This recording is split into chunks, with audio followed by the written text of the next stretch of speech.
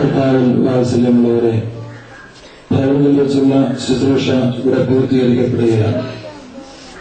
ഒരു പ്രായമുള്ള വ്യക്തി മരിക്കുമ്പോൾ, കടന്നു പോകുമ്പോൾ കുറെ ആളുകൾ ദുഃഖിക്കും. കണിശമായിട്ടും മക്കളും കൊച്ചുമക്കളും സംശയമില്ല. നല്ല പിതാവ് കടന്നു പോകുമ്പോൾ മന്ദിരത്തിന് ഇച്ചിരി വ്യത്യസ്തതയുണ്ട്. ഇദ്ദേഹത്തെ ഓർത്ത് ഞങ്ങളുടെ അപ്പച്ചൻ നഷ്ടമായി എന്ന് വിലപിക്കുന്ന ഒരു വലിയ തലമുറ, ഒരു 40 വയസ്സ് മുതൽ താഴോട്ട് വരാവുന്ന, ഇപ്പോ കുന്നം സഞ്ചാരി പള്ളിയുടെ സൺഡേ സ്കൂളിൽ പഠിക്കുന്ന കുഞ്ഞുങ്ങളെ വരെ ഞങ്ങളുടെ അപ്പച്ചൻ എന്ന് ചിന്തിക്കുന്നു. തലമുറ ദൈവത്തെ അറിയുന്നത് യഹോവ അവരോട്, ഞാൻ എന്റെ പിതാക്കന്മാരുടെ ദൈവം. ഈ അപ്പച്ചൻ ഇടവയുടെ സർവവിധമായ കാര്യങ്ങളിലും ഭൗതികമായി വളരെ സഹകരിച്ചിട്ടുണ്ട്. പക്ഷെ അതിലേറെയാണ് ആ നിക്ഷേപങ്ങൾക്ക് പരിധിയുണ്ട്. ഇടവകയോർത്ത്, സഭയോർത്ത് അദ്ദേഹം നടത്തിയ ദീർഘകാല നിക്ഷേപങ്ങൾ അത് അടുത്ത തലമുറയാണ്. ആ തലമുറയുടെ ആദരവ് ഈ പിതാവിന്റെ വേർപാടിൽ അർപ്പിച്ചുകൊണ്ട് അദ്ദേഹത്തിന്റെ വിദ്യാർത്ഥിയായിരിക്കുകയും ഇപ്പോൾ വൈദികനായിരിക്കുന്ന ബഹുമാനപ്പെട്ട പി.കെ. വർഗീസ് അച്ഛൻ അനുശോചനം അറിയിച്ചുകൊണ്ട് രണ്ടുപേർക്ക് സംസാരിക്കും. വലിയ വൈദിക ശ്രേഷ്ഠരെ, പ്രിയപ്പെട്ട പിതാവിന്റെ വേർപാടിൽ ദുഃഖാർത്ഥരായി കഴിയുന്ന ഏവരുടെ, ബഹുമാനപ്പെട്ട വികാരിയച്ഛൻ ഇപ്പോൾ സൂചിപ്പിച്ചതുപോലെ ഞങ്ങളുടെ അപ്പച്ചൻ എന്ന് പറയുന്ന ആ കൂട്ടത്തിൽ ഞാനുമുണ്ട്.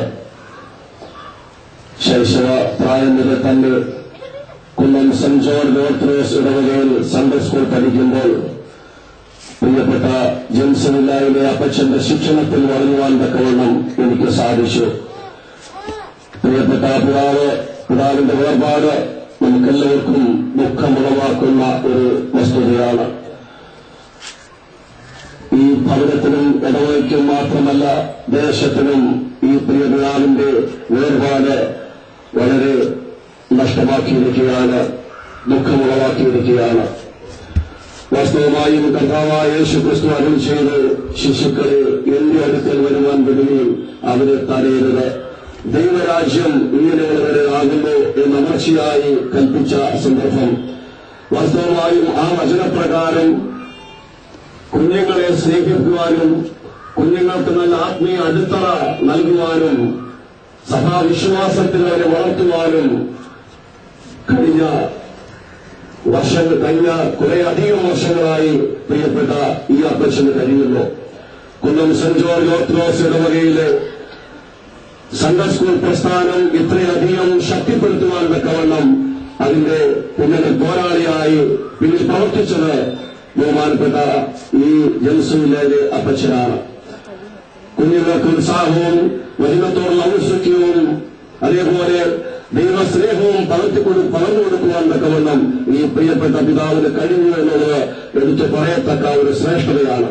കാലാകാലങ്ങളിൽ ദേശത്തിന്റെ അഭിവൃദ്ധിക്ക് വേണ്ടി, സഭയുടെ നന്മയ്ക്ക് വേണ്ടി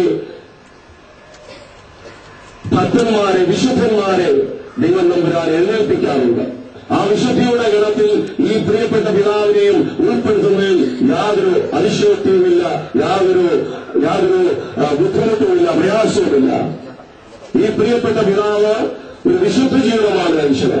കാലാകാലങ്ങളിൽ ദൈവം അനവധി ആളുകളെ എഴുന്നേൽപ്പിക്കാറുണ്ട് എന്ന് ഞാൻ പറഞ്ഞല്ലോ. അത്തരണത്തിൽ എഴുന്നേൽപ്പിച്ച ഒരു ബഹുമുഖ പ്രതിഭയായിരുന്നു ഈ പ്രിയപ്പെട്ട പിതാവ്.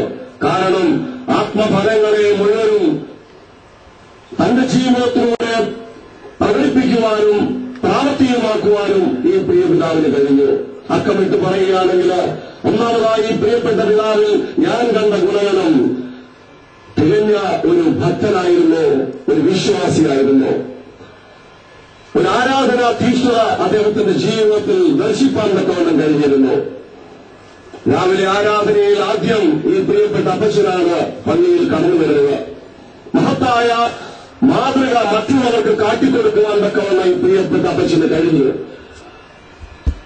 നിങ്ങൾ ദൈവത്തിന്റെ വചനം സംസാരിച്ച് നിങ്ങൾ നടത്തിയവരെ ഓർത്തുകൊള്ളുകയും അവരുടെ ജീവിതാവസാനം ഓർത്തോടെ വിശ്വാസം അനുകരിപ്പിക്കുന്നുള്ള പരിശുദ്ധനായ പൗലോസിന്റെ വാക്കുകൾ ഈ തരുണത്തിൽ നാം കൈക്കൊള്ളേണ്ടതായിട്ടുണ്ട്.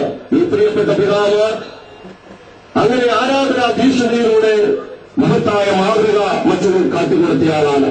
അതേപോലെ വചനത്തോടുള്ള ഔത്സുക്യവും വചനം പഠിപ്പാനുള്ള ആ വലിയ ആകാംക്ഷയും അദ്ദേഹത്തിൽ കാണുവാൻ തക്കവണ്ണം എനിക്ക് സാധിച്ചിട്ടുണ്ട്. മൂന്നാമതായിട്ട് അദ്ദേഹത്തിൽ കണ്ട മറ്റൊരു ഗുണഗണം എളിമയുടെയും താഴ്മയുടെയും ജീവിതാനുഭവമാണ്. എളിയവനെ ആദരിക്കുന്നവൻ ഭാഗ്യവാൻ എന്നുള്ള കർത്താവിന്റെ വചനം അക്ഷരം പ്രതി പാലിപ്പാൻ തക്കവണ്ണം അദ്ദേഹത്തിന് കഴിഞ്ഞു. അറുപത്തിമംഗലം ശാലയും അഗതി മന്ദിരത്തിൽ ഞാൻ നടത്തുന്ന അഗതി മന്ദിരത്തിൽ അദ്ദേഹം പല പ്രാവശ്യം കടന്നു വരുവാൻ തക്കവണ്ണത്തിന് ഇടയായിട്ടുണ്ട്. എല്ലാ വർഷവും അഗതികളെ സഹായിപ്പാൻ തക്കവണ്ണം അദ്ദേഹം മനസ്സ് കാണിച്ചിട്ടുണ്ട്. എളിയവനെ ആദരിക്കുന്നവൻ ഭാഗ്യവാൻ എന്നുള്ള കർത്താവിന്റെ വചനപ്രകാരം അദ്ദേഹം ഭാഗ്യകരമായ അനുഭവത്തിലേക്കാണ് ഇപ്പോൾ എടുക്കപ്പെട്ടിരിക്കുന്നത്. അദ്ദേഹം ഭാഗ്യവാനാണ്. നാലാമതായിട്ട് അദ്ദേഹത്തിൽ കാണുന്ന മറ്റൊരു ഗുണഗണം സഭാസ്നേഹമാണ്. സഭയോടുള്ള തികഞ്ഞ സ്നേഹവും ആദരവും വെച്ചു പുലർത്തിയ ഒരു ജീവിതമായിരുന്നു ബഹുമാനപ്പെട്ട ജെറുസലേമിലെ അപ്പച്ചന്റേത്. സഭാസ്നേഹം, സഭയുടെ കാര്യങ്ങളിലുള്ള നിഷ്ഠ, ഡിസിപ്ലിൻ അദ്ദേഹം കാത്തു സൂക്ഷിച്ചു. അഞ്ചാമതായി മറ്റൊരു കാര്യം കൂടി എനിക്ക് പറയാനുണ്ട്. തികഞ്ഞ രാജ്യസ്നേഹിയും കൂടിയായിരുന്നു അദ്ദേഹം. തന്റെ 60 വർഷക്കാലം രാജ്യത്തിനു വേണ്ടി പോരാടുവാനും അതിനുശേഷം സഭയ്ക്ക് വേണ്ടി ദൈവരാജ്യത്തിനു വേണ്ടി പോരാടുവാനും അദ്ദേഹത്തിന് കഴിഞ്ഞു. വാസ്തവമായി 93 വർഷക്കാലം അദ്ദേഹം നല്ല പൊരുതി ഓട്ടം തികച്ച് വിശ്വാസം കാത്തു നീതിയുടെ കിരീടം എന്റെ കർത്താവ് എനിക്ക് നൽകുമെന്നുള്ള പൗലോസിന്റെ ആ വാക്കുകൾ ധ്യാനിച്ചുകൊണ്ട് അത്തരത്തിൽ പ്രവർത്തിപ്പാൻ തക്കവണ്ണം അദ്ദേഹത്തിന് കഴിയുമെന്നുള്ളത് ഈ തരുണത്തിൽ നമുക്ക് സ്മരിക്കേണ്ടതായിട്ടുണ്ട്. വാസ്തവമായും മരണം നമ്മുടെ ജീവിതത്തിൽ ഒരു പ്രമോഷനാണ്. കാലം ചെയ്ത പരിശുദ്ധ മാമാതിരുമേനെ പല ആവർത്തിയിൽ പറഞ്ഞിട്ടുണ്ട്. മരണം ഒരു പ്രമോഷനാണ്. കർത്താവായ യേശുക്രിസ്തുവിൽ വിശ്വസിച്ച് യേശുക്രിസ്തുവിൽ സമർപ്പിച്ച ഏതൊരു വ്യക്തിജീവിതവും മരിച്ചാലും ഒരു പ്രമോഷനാണ് അദ്ദേഹത്തിന് ലഭിക്കുന്നതെന്ന് പലരും പറയുന്നത് ഞാൻ കേട്ടിട്ടുണ്ട്. വാസ്തവമായും ഈ പ്രിയപ്പെട്ട പിതാവിന്റെ മരണവും ഒരു പ്രമോഷനിലേക്കാണ്, ഒരു സ്ഥാനക്കയറ്റത്തിലേക്കാണ് എന്നുള്ള കാര്യം നമ്മൾ ഇത്തരത്തിൽ സ്മരിക്കേണ്ടതായിട്ടുണ്ട്. വാസ്തവമായും കർത്താവായ യേശുക്രിസ്തു അത് ചെയ്ത് ഞാൻ ഇരിക്കുന്നിടത്തിന്റെ ശുശ്രൂഷക്കാരനും ഇരിക്കും. കർത്താവായ യേശുക്രിസ്തുവിന്റെ സന്നിധിയിൽ ഇപ്പോൾ അദ്ദേഹം ഇരുന്ന് സന്തോഷിക്കുകയാണ്. മരണത്തെക്കുറിച്ച് പല കാഴ്ചപ്പാടും നമുക്കുണ്ട്.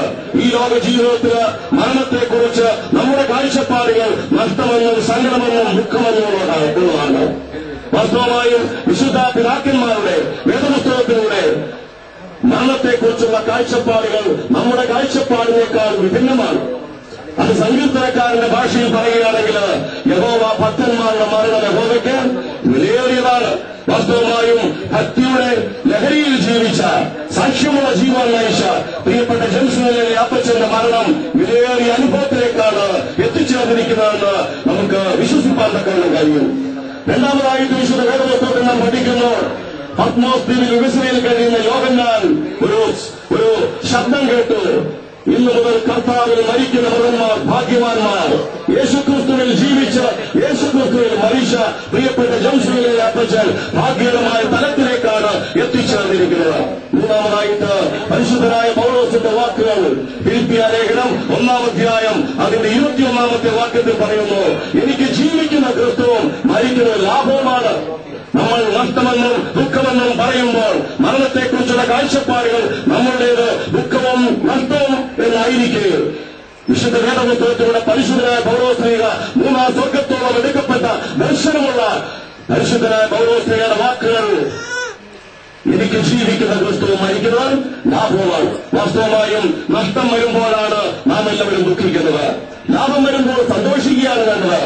ഈ പ്രിയപ്പെട്ട പിതാവ് ലാഭകരമായ അനുഭവത്തിലേക്ക് എത്തിച്ചേർന്നിരിക്കുന്നതിലൂടെ നമുക്ക് സന്തോഷിപ്പാൻ സാധിക്കണം. ബഹുമാനപ്പെട്ട നമ്മിൽ നിന്നും ദൈവസന്നിധിയിലേക്ക് എടുക്കപ്പെട്ട പ്രിയപ്പെട്ട ഈ ജെറുസലേമിലെ അപ്പച്ചന്റെ ആത്മാവിന് ദൈവസന്നിധിയിൽ സന്തോഷവും സമാധാനവും ലഭിക്കട്ടെ എന്ന് ആത്മാർത്ഥമായി പ്രാർത്ഥിക്കുന്നു. എല്ലാവിധമായ ആദരാഞ്ജലികളും ഈ ഈ അപ്പച്ചന്റെ ഒരു വിദ്യാർത്ഥി എന്ന നിലയിൽ ഞാൻ അർപ്പിക്കുന്നു. കുടുംബത്തിന് ആശ്വാസവും സമാധാനവും ക്രിസ്തുയേശുവിൽ കാക്കുന്ന സ്വർഗീയ സമാധാനം ഈ പ്രിയപ്പെട്ട ഭവനത്തിന് കർത്താവ് നൽകട്ടെ എന്ന് ആത്മാർത്ഥമായി പ്രാർത്ഥിച്ചുകൊണ്ട് എന്റെ വാക്കുകൾ ഉപസംഹരിക്കുന്നു. ദൈവം നമ്പുരാൻ അനുഗ്രഹിക്കട്ടെ.